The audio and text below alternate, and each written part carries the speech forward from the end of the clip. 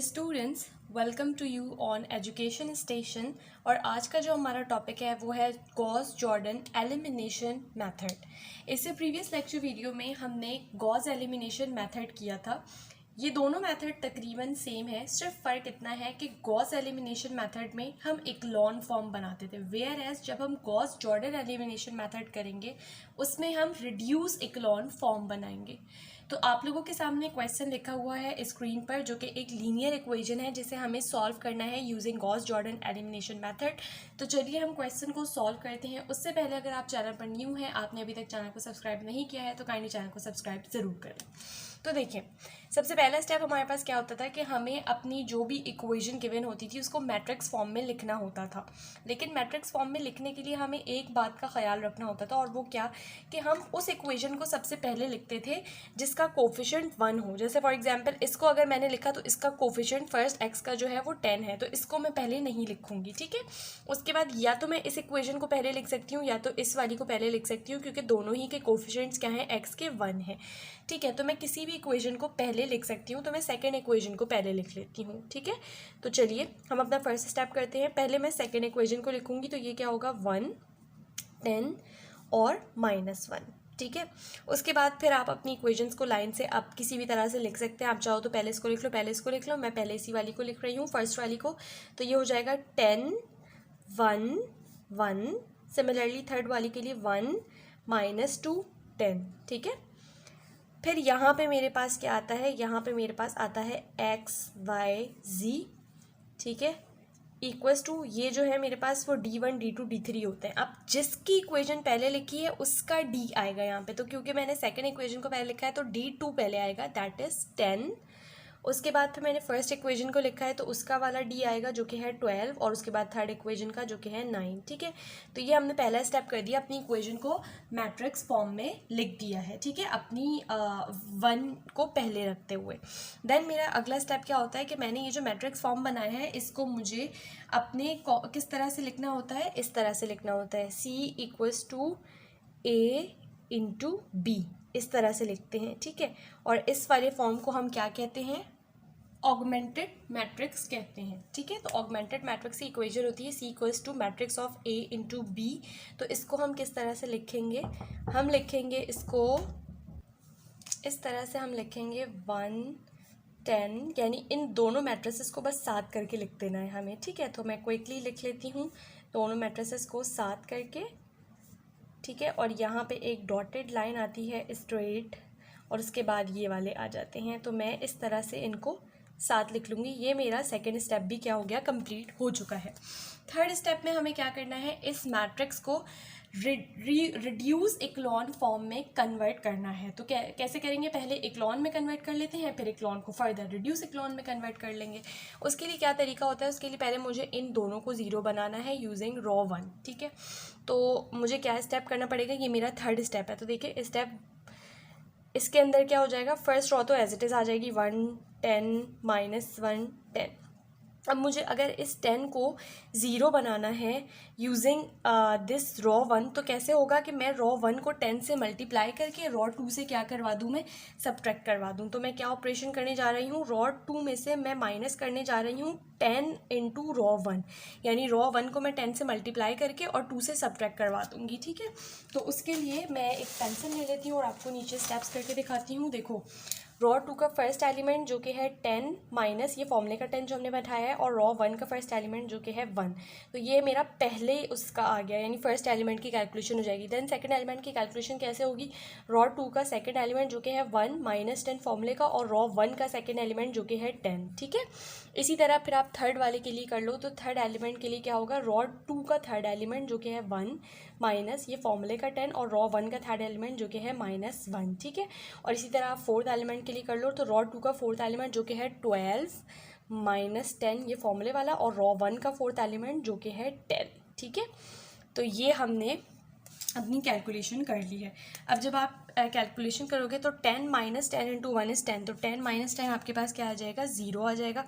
Similarly जब आप इस वाले को करोगे तो इसका आंसर आपके पास आएगा -99।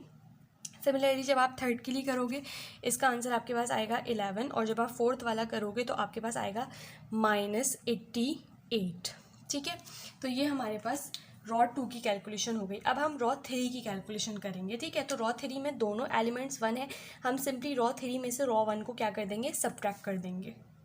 तो जब आप सिंपली रॉ 3 में से रॉ 2 को सब्ट्रैक्ट कर दोगे तो 1 माइनस 1 आपके पास क्या आएगा, 0। -2 में से जब आप -10 करोगे तो ये आपके पास आएगा -12। सिमिलरली 10 में से जब आप माइनस करोगे -1 तो आपके पास आंसर आएगा 11।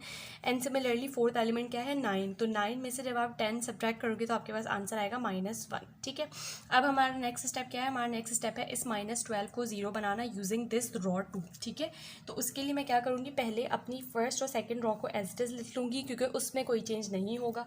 तो हम लिख लेते हैं 1 10 -1 10। अच्छा, ये आप डॉटेड लाइन लगाना नहीं भूलिएगा। ठीक है, इसी तरह 0 -99 11 -88 और उसके बाद मुझे पता है ये एलिमेंट तो 0 ही रहेगा। अब देखिए यहाँ पे मैं आप लोगों को एक आसान तरीका सिखाने जा रही हूँ कि हमें कैसे पता चलता है कि हम यहाँ जो हमारी रॉ है उसके अंदर ऐसा क्या स्टेप करें या ऐसी क्या एडिशन या सब्ट्रैक्शन करें कि हमारे पास इसको 0 बनाना हो। तो देखिए उसका बहुत एक सिंपल फॉर्मूला है। हम जिस किसी को भी 0 बना रहे हों सबसे पहले, यानी जिस भी रॉ के अंदर हम 0 बना रहे हो उस रॉ को आप लिख लो। यानी अब क्योंकि मैं R3 को 0 बनाने जा रही हूँ तो मैं लिखूँगी R3, यानी जिस रॉ को 0 बनाने जा रहे हो उसको लिखो माइनस। ये चीज़ हमेशा कांस्टेंट रहेगी। ठीक है, रॉ 3 नहीं, जिस भी रॉ को आप 0 बना रहे हो वो चीज़ माइनस।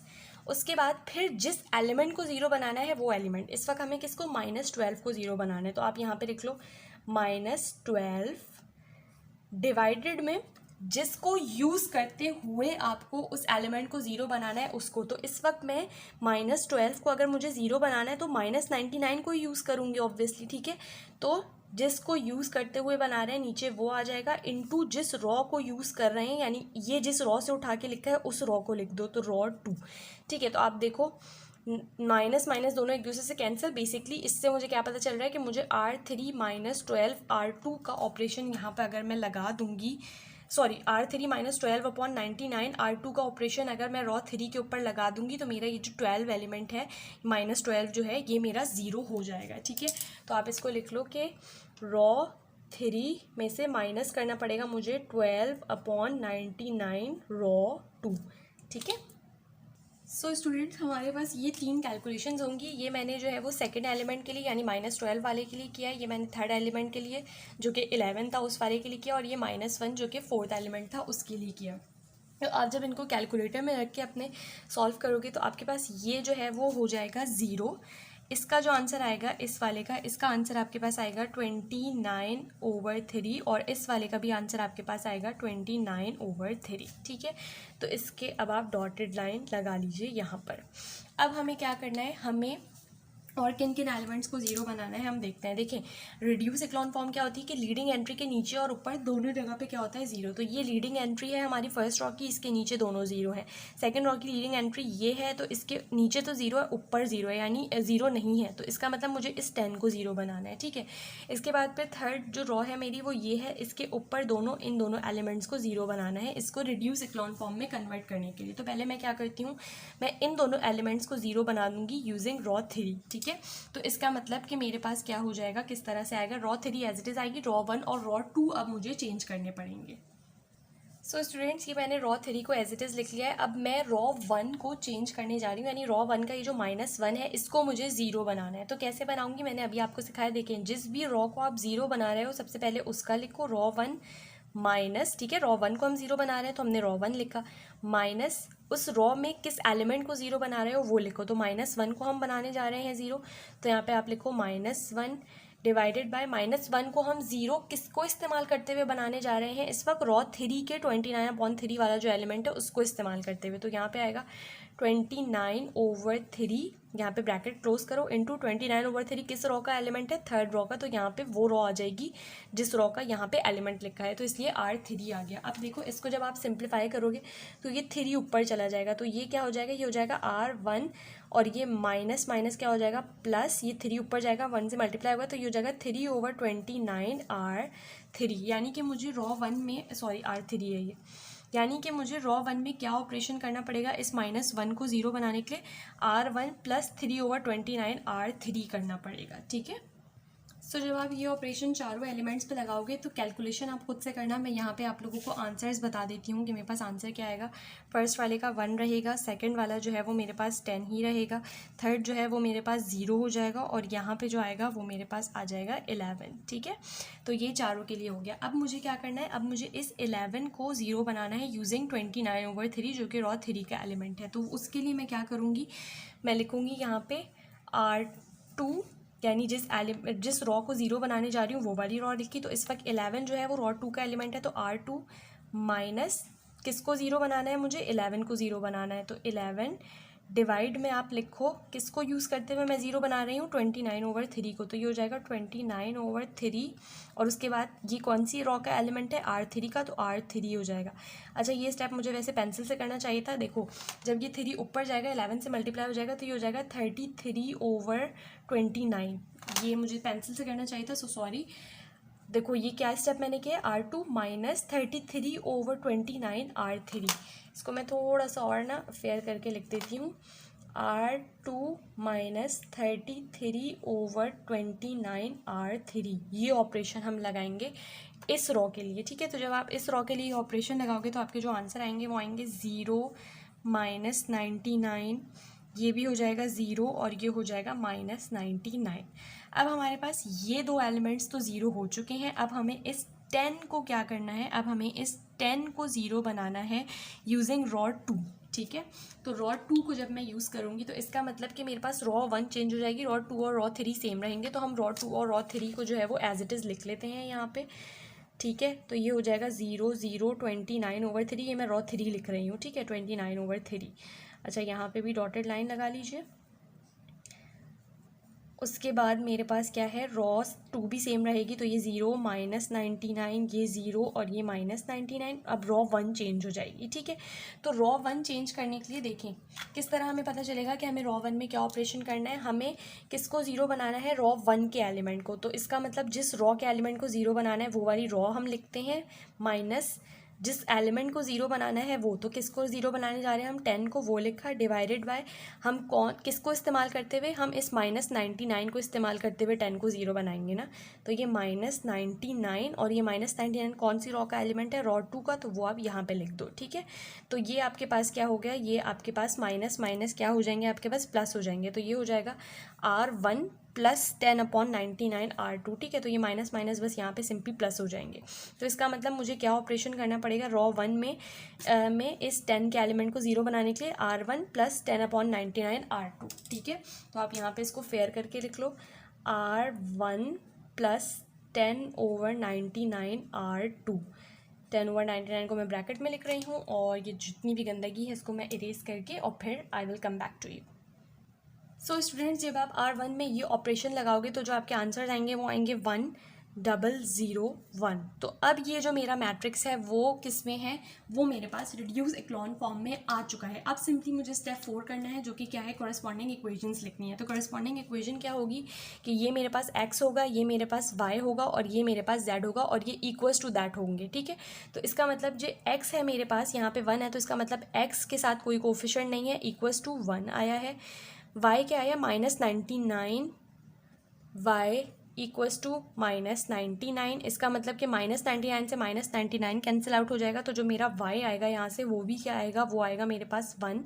और z वाले की इक्वेशन अगर आप लिखो थर्ड, तो ये आ रहा है 29/3 z इज़ इक्वल्स टू 29/3।